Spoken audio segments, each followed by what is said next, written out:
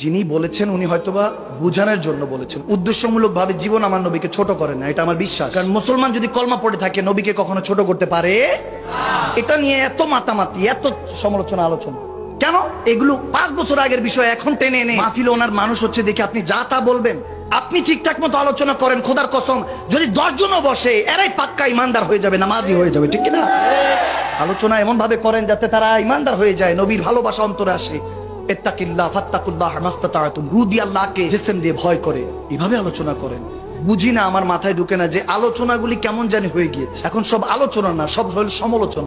বিষয়টা নিয়ে অনেক আলোচনা হচ্ছে, সমালোচনা হচ্ছে। ঘেটে দেখলাম 5 বছর আগের কথা।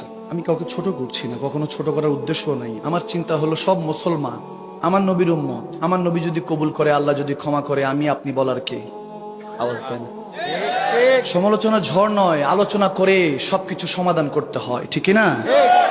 যিনি বলেছেন উনি হয়তোবা বুঝানোর জন্য বলেছেন, উদ্দেশ্যমূলক ভাবে জীবন আমার নবীকে ছোট করে না, এটা আমার বিশ্বাস। কারণ মুসলমান যদি কলমা পড়ে থাকে নবীকে কখনো ছোট করতে পারে?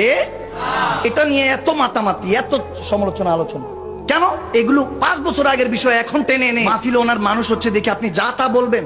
আপনি ঠিকঠাক মতো আলোচনা করেন, খোদার কসম যদি 10 জনও বসে এরাই পাক্কা ইমানদার হয়ে যাবে, নামাজি হয়ে যাবে, ঠিক কিনা? আলোচনা এমন ভাবে করেন যাতে তারা ইমানদার হয়ে যায়, নবীর ভালোবাসা অন্তরে আসে। ইত্তাকিল্লাহ ফাত্তাকুল্লাহ মাস্তাতাতুম, রু দিয়ে আল্লাহকে জিসম দিয়ে ভয় করে, এভাবে আলোচনা করেন। বুঝি না, আমার মাথায় ঢুকে না যে আলোচনাগুলি কেমন জানি হয়ে গিয়েছে। এখন সব আলোচনা না, সব হল সমালোচনা।